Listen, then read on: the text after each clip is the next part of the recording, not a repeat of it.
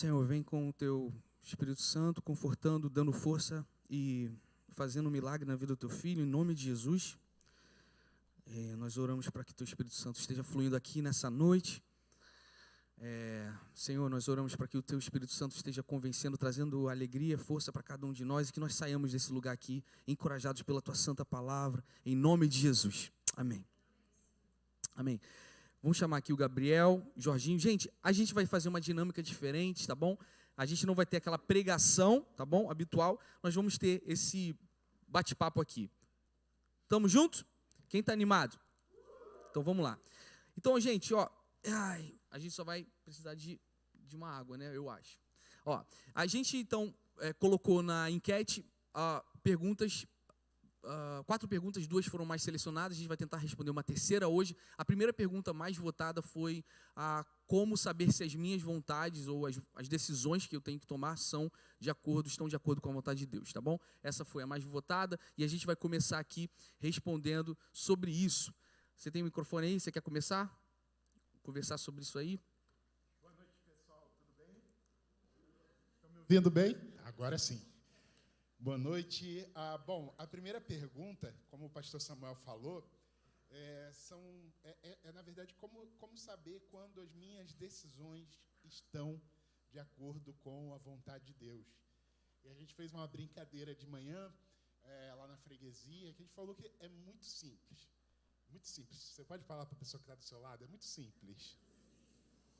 Vamos ensinar vocês. A primeira coisa que você vai fazer é fechar o seu olho, abrir a sua Bíblia e colocar o dedo em alguma página que você, né? E aí o versículo que encostar é aquele, né? Quem é antigo, né? E lembra da caixinha de promessas, amigo oculto dos crentes, né? Sempre dava a caixinha de promessa para o irmão. E bom, eu estava falando que hoje mudou, né? Com a tecnologia, todo mundo tem a Bíblia no celular. E aí, eu não sei se acontece no de vocês, mas no meu acontece de ter ali o versículo do dia, vem a notificação, né? O versículo do dia. E teve uma vez que eu tive de aconselhar um irmão, porque chegou uma notificação e ele cria do fundo do coração dele, que todo versículo do dia era Deus falando com ele. E um dia chegou o versículo, louco, essa noite pedirão sua alma. E ele me ligou para o pastor, né, preocupado, que vou morrer, é hoje. E, na verdade, só era ali um algoritmo, né, que sorteia algum versículo, manda notificação para a pessoa. Né? Na verdade, a gente tem uma tendência muito forte, né, ao misticismo, ao esoterismo. Né? Não preciso falar que tem irmãos, né, que acham, que olham o horóscopo toda semana. E, às vezes, a gente se converte, né, e conhece Jesus, começa a caminhar com Jesus. Só que a gente muda alguns hábitos, assim, né, antes era o horóscopo, agora é o olho fechado na Bíblia, é a notificação no celular. E, na verdade, a primeira coisa, né, que eu poderia dizer para a gente saber que a nossa decisão está de acordo com a vontade de Deus, é cultivar, ouvir o Espírito Santo. Amém? O Espírito Santo, o nosso Deus é um Deus pessoal. Jesus veio à terra, morreu na cruz, foi assunto aos céus, ressuscitou e foi assunto aos céus, mas Ele não nos deixou sozinhos. A palavra de Deus diz, né, que Jesus ele deixou o Espírito Santo, que é o Consolador, que é o Espírito do próprio Deus, que mora e habita nos nossos corações. Como uma pessoa deseja ter um relacionamento conosco, né? Deseja ser alguém que participe da nossa vida, participe das nossas decisões e que tem uma vontade, é o Espírito do próprio Deus habitando em nós, morando em nós. Então, eu diria que a primeira coisa é o cultivo dessa relação. Né? Quando eu estou próximo de alguém, é natural que eu entenda o que essa pessoa deseja.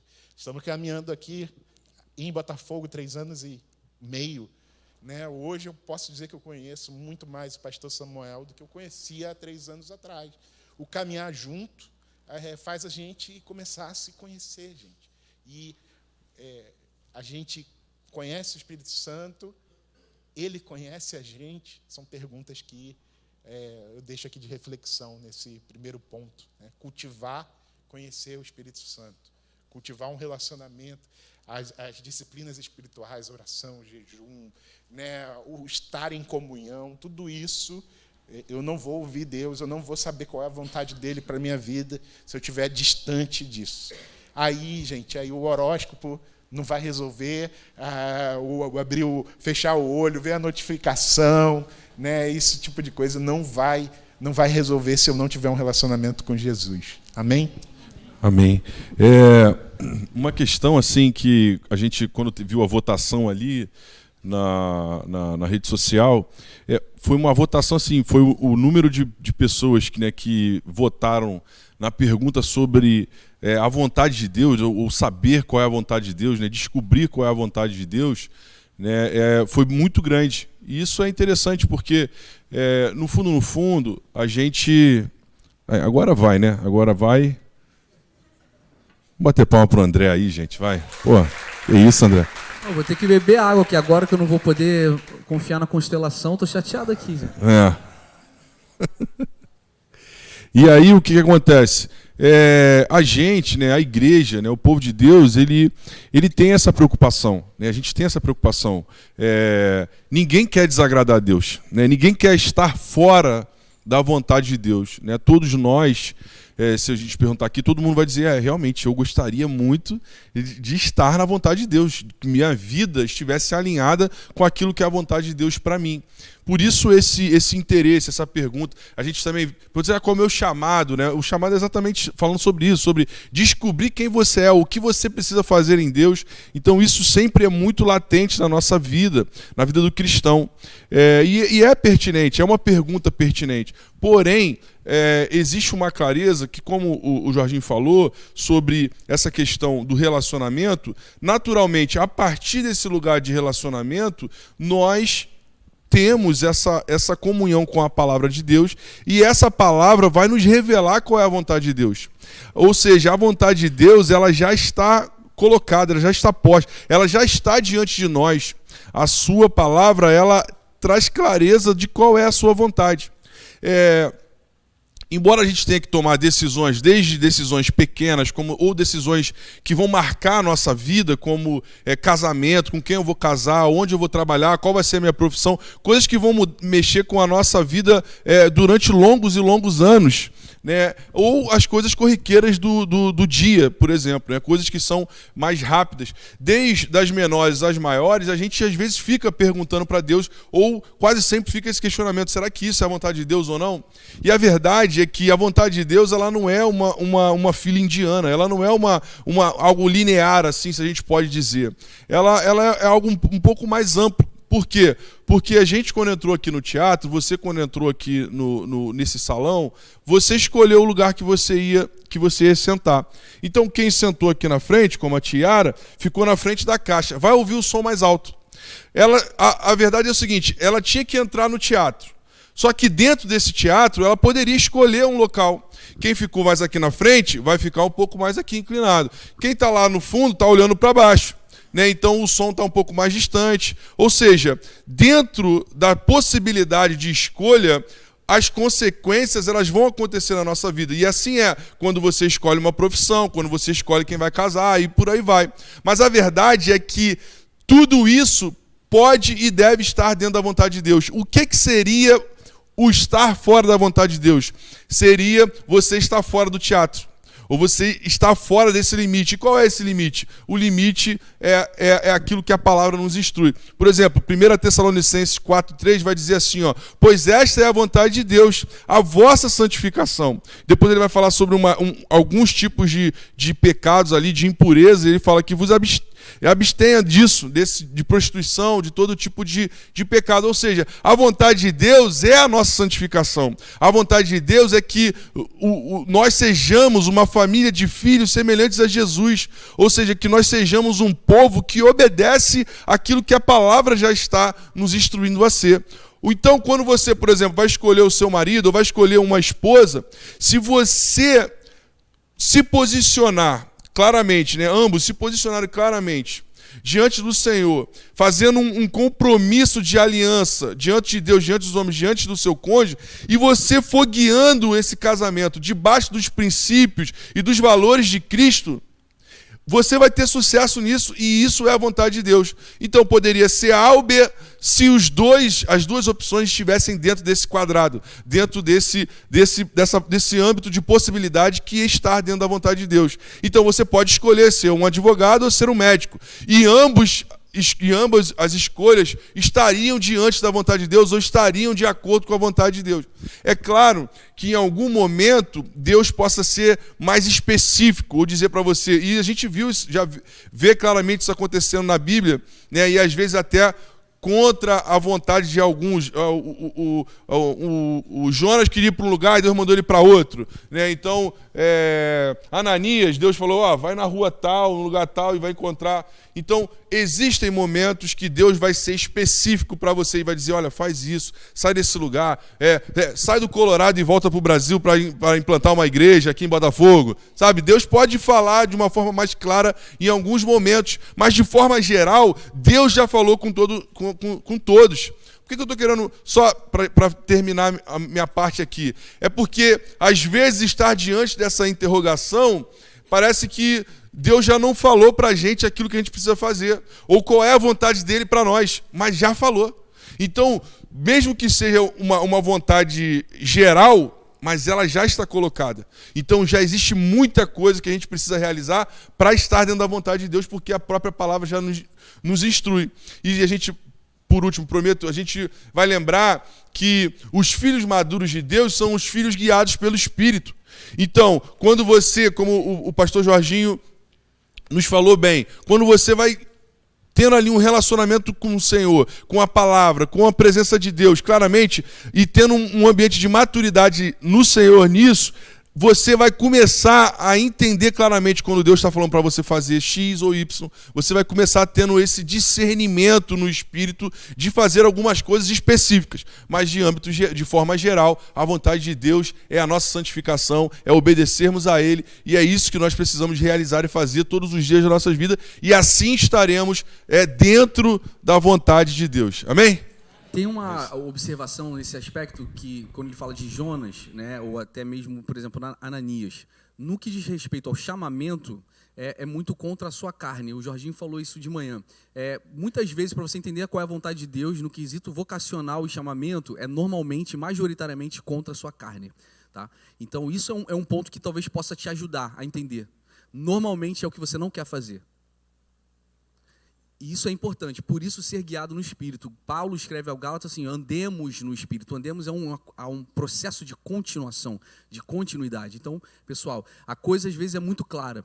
Ela só é muito antagônica ao que a nossa natureza carnal quer decidir. Então, isso já é um bom sinal, um bom ponto de clareza. Agora, eu vou fazer uma observação, de maneira nenhuma contrapondo o que eles falaram, não, mas adicional, porque é coerente sim a gente pensar em mudar de país, mudar de cidade, casamento, é hora de ter filho, é hora de mudar de emprego, isso é ok, tá? Não é errado estar sob a centralidade, o senhorio de Cristo, não é errado você considerar, razoar, ponderar o contras, prós de mudar de uma situação na sua cidade, no seu emprego.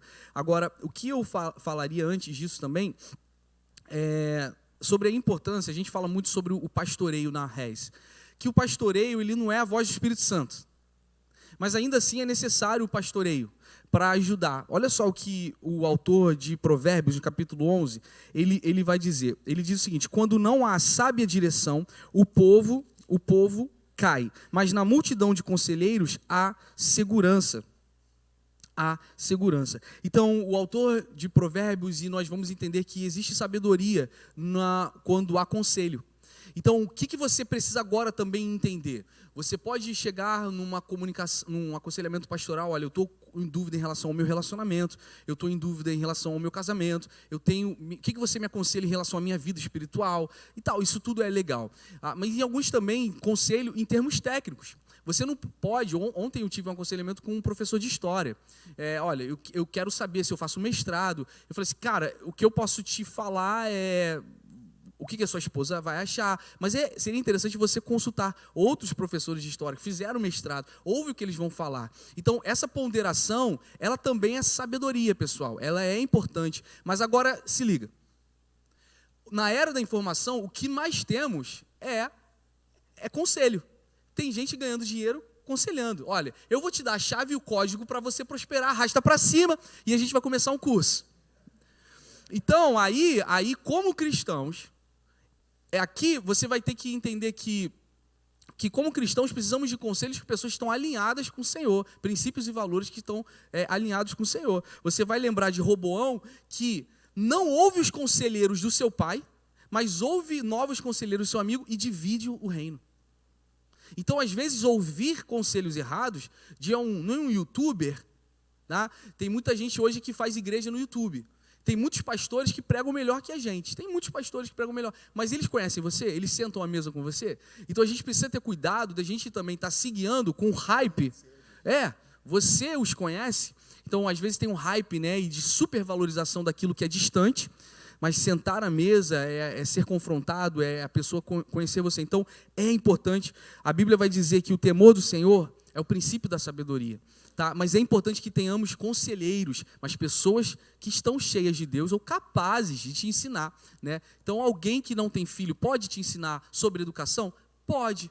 Mas ou não é mais legítimo um ensinamento de alguém que tem um filho? 2 filhos, né? Isso não é que você vai inoperar. Isso é um ponto. E a última questão em relação a essa pergunta, eu diria o seguinte: ajuda muito a gente a entender que a pergunta mais importante que você tem que fazer é: qual é a vontade de Deus? E se você souber responder essa pergunta, você vai fazer uma outra, que está atrelada a essa primária. Como eu posso dedicar a minha vida, o meu talento, todo o meu coração para cumprir e cooperar com a vontade de Deus, entende? Porque aí sai dessa ótica de que você é o centro. Como é que Deus, o gênio da lâmpada, ele vai ter que se virar para fazer as coisas para mim? Isso é muito complicado, é muito sutil, isso pode acontecer.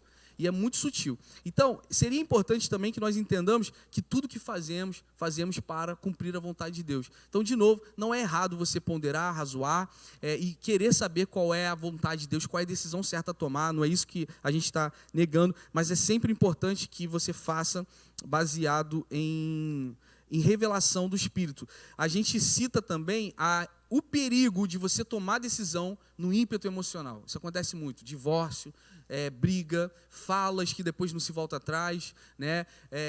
Contratos sendo terminados aí, pedindo demissão. O Fluminense aconteceu ontem, o atleta do Fluminense, né? Ele teve um problema na sexta-feira com o treinador, no sábado, não sei se ele que pediu, ou o clube, enfim. A questão toda aqui, às vezes, tem muitas decisões que acontecem em ímpeto emocional. E, pessoal, a gente não pode ser guiado pela nossa emoção. Que a nossa emoção ela é muito flutuante. Então, no Espírito vai fazer com que nós tenhamos decisões. Por exemplo, eu em Colorado, eu assumi o departamento de missões. Então, era uma média de 50 a 60 missionários e organizações que eu sentava e comunicava. E uns que queriam sair dos Estados Unidos para ir para outras nações, o que a gente mais verificava?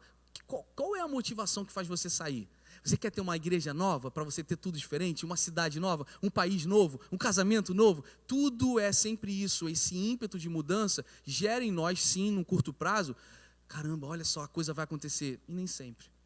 E que a emoção não seja o sustento da nossa relação com Deus e também das nossas decisões. Amém? Isso é importante. Então eu falava muito assim, cuidado para você não ser um escapista. O escapismo motiva você a abrir novas portas, forçar novas portas, no seu emprego, no seu trabalho. Então é importante que você tenha alegria onde você está, né? Sem menosprezar a dificuldade, mas tenha alegria. Porque o preciosismo é misticismo. Esse preciosismo é protetivo. Tipo assim, olha, não, mas Deus falou, por isso que esse modelo de profeta falando o que você tem que fazer é tão popular. Porque ele é um preciosismo protetivo. Você quer saber que a próxima porta é porque Deus abriu. E você tira o seu da reta e bota na conta de Deus. Então, o evangelho maduro, ou cristãos maduros, entendem que estamos todos sob a integralidade do senhorio de Cristo. E se somos guiados pelo Espírito, andamos no Espírito. E logo, naturalmente, as nossas decisões elas vão ser para honrar sempre a Deus, mas mesmo na minha crise de voltar para o Brasil, eu estava em Israel, em Jerusalém, numa mesa, e eles falaram, que eu posso orar por você, eram 4 pastores. Eu não sei se eu quero voltar para o Brasil, eu não quero voltar para o Brasil, a verdade é essa. E aí um pastor falou assim, cara, o que eu acho? Você quer realmente, genuinamente agradar a Deus? Eu falo muito isso em aconselhamento, já devo falar para metade dessa igreja aqui. Sim, o meu coração realmente genuíno em agradar a Deus. Até se você errar, né? Vamos considerar isso, até se for um erro, mas se o teu coração for genuíno em agradar a Deus, se você for crescer no seu casamento, na sua vida, no seu íntimo com Deus, cara, Deus é um Deus misericordioso. Deus é um Deus misericordioso. Então, irmãos, aprendamos a descansar no Senhor. E ficar sem esse preciosismo. Era para a direita, era para a esquerda, era para namorar, era para noivar, era para ter filho. Calma, o Senhor está no controle das nossas vidas. Amém?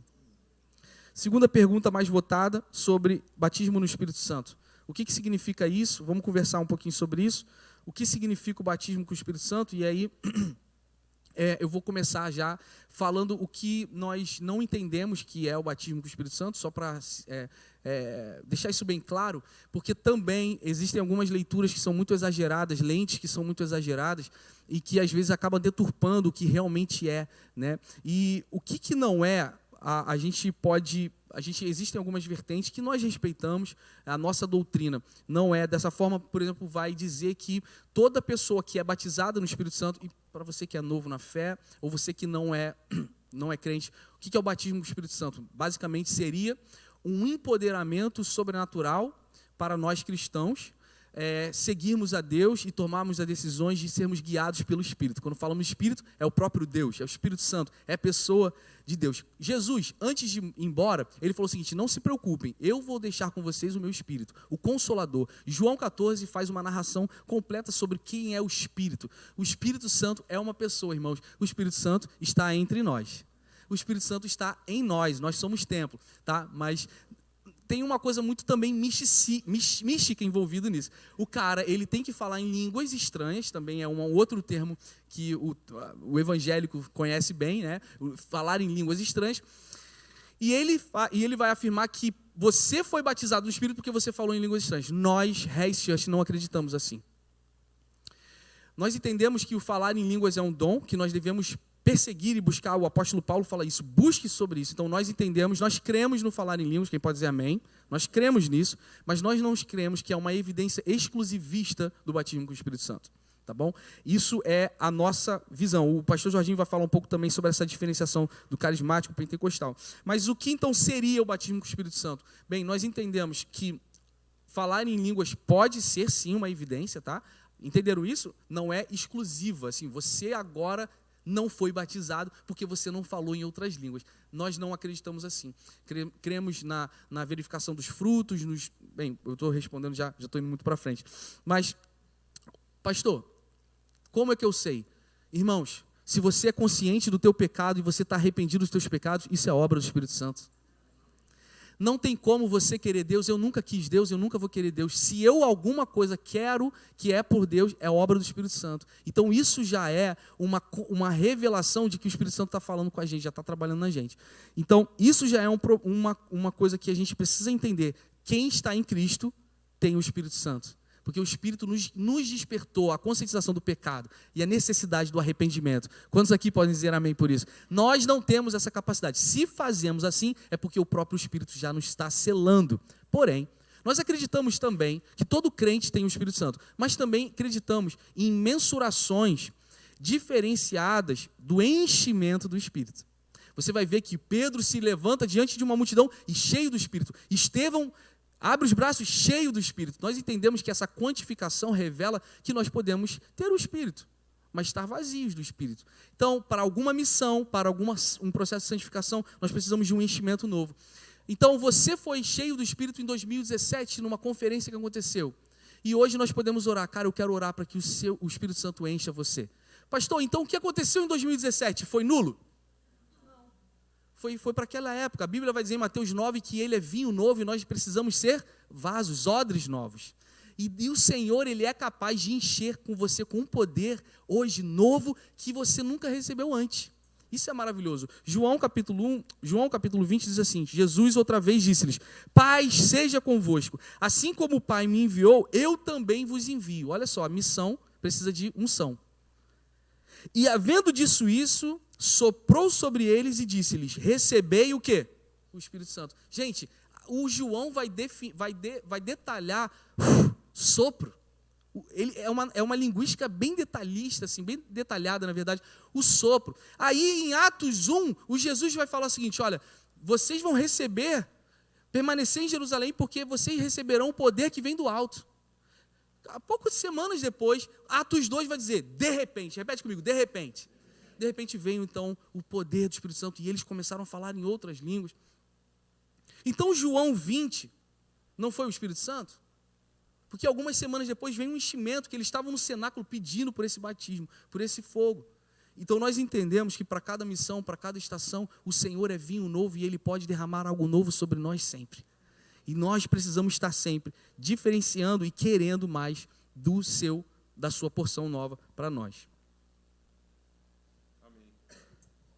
Essa questão do que seria, quão importante, ou qual a importância, né, desse Espírito Santo, do Espírito Santo em nós, dividindo essa importância dentro das duas fases que o Samuel colocou aqui. A primeira é essa fase sobre esse selo de quando acontece esse novo nascimento, acontece esse momento de regeneração, né, que é quando é o momento da conversão de cada cristão. Quando você sai de um império das trevas e entra para o reino do Senhor. Quando você se torna igreja, quando você se torna parte do corpo de Cristo. Né? Esse selo natural, como Samuel falou, é esse selo do Senhor, é essa presença do Espírito Santo em nós, e é que vai nos ajudar a passar pelo processo de santificação. Inclusive, por exemplo, João 16, na parte B aqui do texto, ou no 8, ele vai dizer assim, ó, o Consolador não virá para vocês, mas se eu o enviar a vocês, quando ele vier, convencerá o mundo do pecado, da justiça e do juízo. Ou seja, o Espírito Santo, esse conselheiro, é ele que nos convence desse juízo. E às vezes a gente até, nesse processo de santificação, esse incômodo que vai gerando em nós daquilo que a gente praticava, e agora a gente às vezes comete isso, incomoda a gente, isso entristece, é o Espírito Santo incomodando cada um de nós. E como Deus não habita num prédio construído por mãos humanas. Deus, ele habita no seu povo, no corpo de Cristo. Nós somos esse corpo formado por pedras vivas que receberam esse novo nascimento. Somos pedras vivas porque recebemos esse novo nascimento, que é esse selo de recebermos a presença do Espírito Santo. Então, se você em algum momento teve a dúvida dizendo, será que eu sou batizado no Espírito Santo? Eu posso afirmar, se você é uma nova criatura, se você passou pelo novo nascimento, se você é um homem de Deus, uma mulher de Deus, cristão, você tem o selo do Espírito Santo. Você é batizado pelo Espírito Santo. É lógico que, pensando na segunda fase daquilo que o Samuel colocou, desse empoderamento para receber esse enchimento, ou seja, hoje todos somos batizados no Espírito Santo se somos parte desse corpo, se somos corpo de Cristo e já passamos pelo novo nascimento, já temos esse selo do Espírito Santo. Né? Ou seja, então hoje a nossa santificação, eu e eu vamos lembrar aqui, ó, de Gálatas 5,17, que diz assim, ó, pois a carne milita contra o Espírito e o Espírito contra a carne, porque são opostos entre si, para que não façais o que porventura seja do vosso querer. Ou seja, nós somos ou vencemos a nossa carnalidade, a nossa natureza natural de ser humano, quando passamos por esse novo nascimento e quando estamos nos relacionando com o Espírito Santo de Deus. É através do Espírito que vencemos a nossa vida de pecado. Amém? Então, o Espírito Santo, ele é aquele que nos ajuda nesse processo de santificação. E também é aquele que nos empodera para realizar. Ou seja, às vezes você pode ser alguém tímido, ou alguém que não, de repente você vai falar assim, poxa, eu nunca conseguiria falar no microfone, mas só que você consegue receber algo do Senhor, né? A gente vai lembrar de Moisés era gago, mas ele, por esse chamamento no Senhor, ele ele realizava, ele fazia. Por quê? Porque o Espírito Santo, ou a presença de Deus em nós, nos empodera para ir, para fazer coisas que naturalmente nós não faríamos. E é nisso que Lucas e Atos fala muito sobre esse enchimento. O enchimento vai descer poder sobre vocês e vocês vão fazer aquilo que está além daquilo que naturalmente vocês iriam realizar. Isso está indo além de uma vida de santificação. Então, o selo do Espírito é essa santificação, como Samuel leu de João, e também, logo em seguida, Atos, esse empoderamento que nós, todos os dias, podemos buscar. Senhor, enche-me com o poder, enche-me com mais da Tua presença, enche-me com algo novo, enche-me com algo que vai me fazer cumprir a missão que o Senhor tem para mim. Então, são essas duas áreas que o Espírito Santo é importante na nossa vida, para nos conduzir à verdade, para nos fazer ter uma vida de santidade e nos fazer ir além para cumprir a missão que o próprio Deus tem para nós. Por isso, a importância de buscarmos com veemência a presença e o Espírito Santo de Deus nas nossas vidas. Amém? Amém, pessoal. Em termos teológicos, né, a gente, como igreja, a gente entende que os irmãos que são pentecostais, as igrejas pentecostais, elas são aquelas igrejas que entendem o falar em línguas, o dom de falar em línguas, como uma evidência exclusiva, a única evidência exclusiva do batismo no Espírito Santo. Nós não cremos nisso, né? Acho que ficou claro aqui. Então, o que nós somos, se a gente não é pentecostal? Bom, hoje, os estudiosos, os teólogos, eles entendem que o termo para igrejas como a RES é carismáticos. Nós somos carismáticos, nós cremos nos dons do Espírito Santo, nós cremos, inclusive, no dom de falar em línguas, porém, a gente não entende que esse dom ele é a evidência única que a pessoa é batizada no Espírito Santo. Então, isso é ser carismático. Nós cremos na continuidade dos dons. Nós não cremos que os dons se cessaram, e eles são importantes. Mas aonde que a gente se fundamenta como seguidores de Jesus, como discípulos de Jesus, como pessoas cheias do Espírito Santo? Como que a gente sabe que alguém é cheio do Espírito Santo? Não é pelos dons que a pessoa carrega, mas é pelos frutos. E aí eu queria, dos frutos do Espírito, convidar você a abrir em Gálatas, o apóstolo Paulo falando aos Gálatas, no capítulo 5, versículo 22 a 23, que diz assim: o fruto do Espírito é o amor, a alegria, a paz, a paciência, a amabilidade, a bondade, a fidelidade, a mansidão e o domínio próprio. Então, numa ordem de prioridades, a gente busca muitos dons, né? A gente quer ser cheio de dons do Espírito Santo. Mas numa ordem de prioridade, tem algo que é mais importante que os dons: os frutos do Espírito. A gente acredita que os frutos fundamentam a nossa vida e fundamentam o espaço para que os dons eles possam ser, para que a gente possa ser cheio desses dons e que esses dons possam ser usados na igreja. Tem essa questão, algumas pessoas falam, Samuel, você tem ranço com esse movimento? Eu tenho um ranço com a hipocrisia que esse movimento carrega. Que no palco e dentro da igreja é tudo muito poderoso, mas a gente vê, historicamente, homens que são maus maridos, mas estão subindo no monte jejuando, e, cara, isso é irritante. E isso, muitas vezes, é associado com cheios do Espírito. E isso é mais irritante ainda, porque deturpa e prejudica e faz um desserviço à igreja.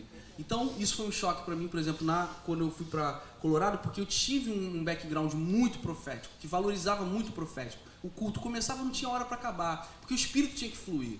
E como se aqui a gente ingessa o Espírito Santo, né? Porque como se o Espírito Santo precisasse de 3 horas de culto para se mover. Nós cremos que o Espírito Santo se move lá embaixo, quando a pessoa está entrando no estacionamento. Quem pode dizer amém? Alguém que está limpando o banheiro está cheio do Espírito Santo, como o cara que está ministrando o louvor aqui. É a mesma coisa, pessoal. Então esse rótulo, essa coisa de superestimar a ostentação espiritual, sim, isso me gera ranço porque é um desserviço à vida da igreja. Então, eu comecei a ter um choque porque eu via homens muito proféticos no palco, com caráter questionável. E aí comecei a conhecer pessoas, homens de uma só mulher, sendo íntegros, que tinham domínio próprio, e isso é o que? Mansidão, né? Então, às vezes, não é gritar muito, profetizar e ir para o monte, mas às vezes é ser manso, ser perdoador, ser paciente. Isso é sensacional, né? Pastor, você acha que a igreja que grita, que faz 4 horas de culto está errando? Não é isso que eu estou falando também. Mas se for só isso, tem algo muito errado aí. Isso não é profético, isso é almático. Terceira e última pergunta. Quem está curtindo até agora, tudo bem? Vamos lá? Terceira e última pergunta é então sobre a Santa Ceia. E hoje nós temos Hoje teve sala de oração, foi bom demais. Hoje a gente tem a Santa Ceia. E eu também queria fazer essa pergunta. Aqui um telão atrás de mim, que vocês estão lendo. Vamos falar um pouquinho sobre a Santa Ceia? Jorginho, você fala aí? Sim. A Santa Ceia, meus amigos, ela é o que é a Santa Ceia, né? Ela é o símbolo máximo da comunhão entre o corpo de Cristo. Ela também é o ato que remonta à fé dos primeiros cristãos, dos apóstolos, e é uma ordenança, do próprio Jesus. E um memorial eterno do sacrifício de Jesus por nós. Eu queria convidar vocês a abrir a sua Bíblia no Evangelho de Lucas, no versículo 22, no capítulo 22, versículo 19. Lucas 22, 19. Jesus, ele diz assim, isso é Jesus que diz, né? Tomando o pão, ele deu graças, partiu e deu aos seus discípulos, dizendo: isso é o meu corpo dado em favor de vocês. Façam isso em memória de mim. Então, no início, a igreja, né, do início do cristianismo, a igreja primitiva, ou o proto-cristianismo, como alguns teólogos chamam, a ceia era um momento que, naquele momento de culto, os irmãos levavam pães e eles repartiam. Tinha uma dinâmica até muito social, né? Tinham irmãos ali que eram muito pobres, que não tinham o que comer em casa. Então, esse era assim. Evidentemente, os tempos eles foram mudando. A igreja ela foi se transformando, né? Em algumas questões mudaram. Então, a ceia ela foi ganhando esse caráter, né? Um caráter assim, não tanto de ser uma refeição, mas de ser um símbolo. E aí tem umas 3 visões que são as visões assim, em que a maior parte dos cristãos ao redor do mundo acreditam, né? Tenho certeza que quem veio de um berço católico vai entender que, para os católicos romanos, até a gente fala com respeito, irmãos católicos que acreditam no mesmo Deus, né, no mesmo Jesus. Claro que tem diferenças entre a gente, mas aqui, falando de uma forma respeitosa, eles acreditam que a ceia, eles acreditam que os elementos da ceia, né, da Santa Ceia, o pão e o vinho, eles se transformam no corpo de Cristo. Então, isso se chama transubstanciação. Usando uma terminologia teológica, né? Os irmãos na Reforma Protestante, eles tiveram uma nova compreensão. Lutero e os irmãos ali que encabeçaram a Reforma, eles tiveram a compreensão que não era a transubstanciação, mas sim a ou consubstanciação, que é a ideia de que Cristo ele está presente fisicamente ali nos elementos, né? No pão e no vinho. Mas qual é a nossa visão? A nossa visão não é nenhuma dessas duas.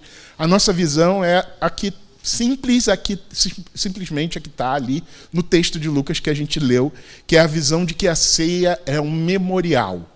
Então, é a posição de alguns reformadores, como Zwinglio, que é a ideia de que a ceia ela é um memorial. Nós fazemos isso para rememorar ou para nos lembrar, como uma forma assim, de ser um memorialismo, né?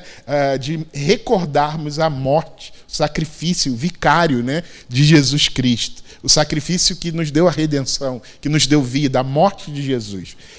Agora, então, para a gente, a ceia é um memorial. Nós não abrimos mão dessa posição, apesar de respeitarmos outros irmãos que têm outra posição. Mas para todos os cristãos ao redor do mundo, a ceia é um sacramento.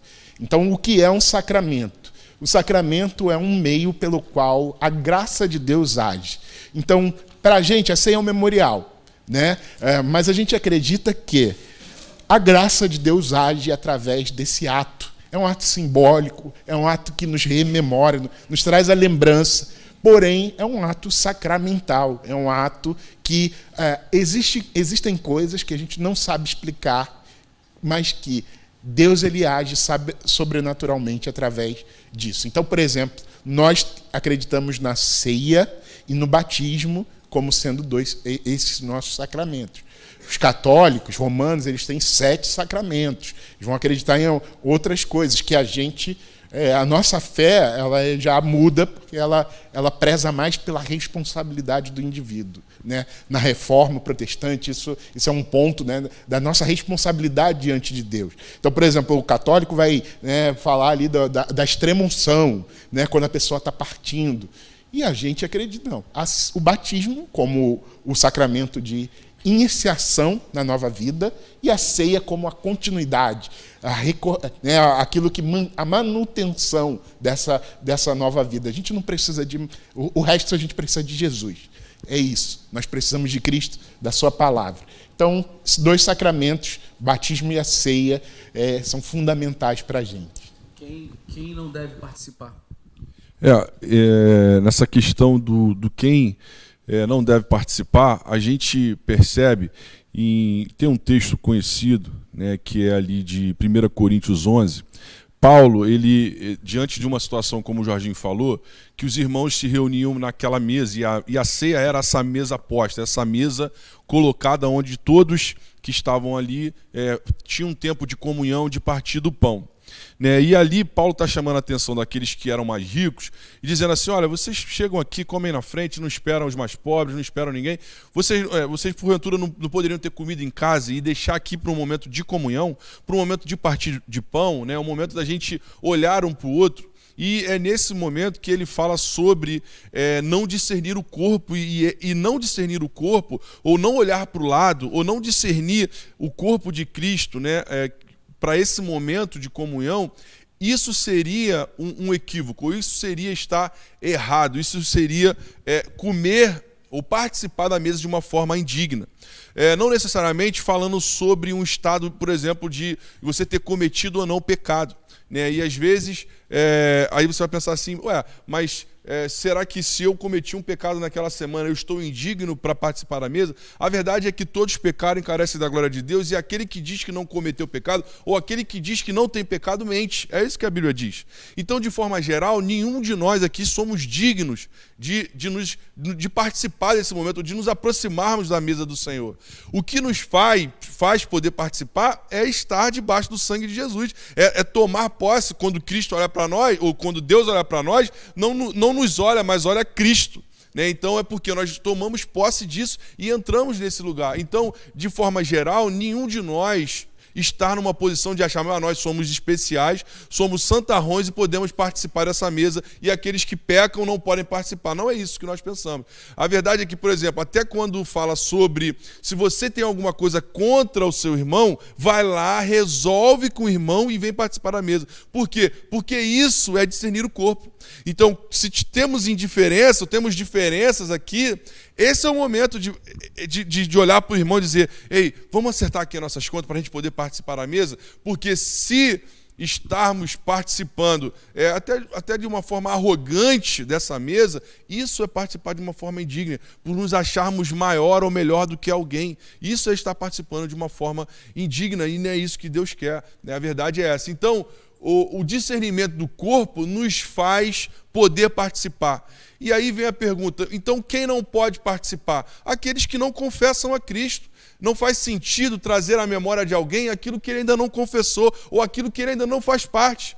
Então, aqueles que confessam Jesus como Senhor, aqueles que entenderam o caminho da cruz como o caminho que te religa de volta a Deus, esses irmãos podem participar da ceia. Esses são convidados a estar junto conosco, mesmo que sejam de denominações, por exemplo, diferentes. Porque o discernimento do corpo pode ir além da igreja local. É lógico que para a gente aqui, de uma forma geral, a gente trabalha e fortalece a igreja local. Mas se tiver um visitante que é de uma outra denominação, ele pode participar junto com a gente, se assim assim confessa a Cristo, se assim tem essa certeza e convicção na obra redentiva do Senhor na cruz. Então, quem participa ou quem pode participar? Aqueles que confessam. Por exemplo, a gente em alguns momentos fala sobre a questão do batismo nas águas, que é esse sacramento. Por quê? Porque o batizado na água participa da ceia. É porque, naturalmente, aquele que confessou Jesus passa pela água e passa pelo novo nascimento, e o simbolismo do novo nascimento é o batismo nas águas.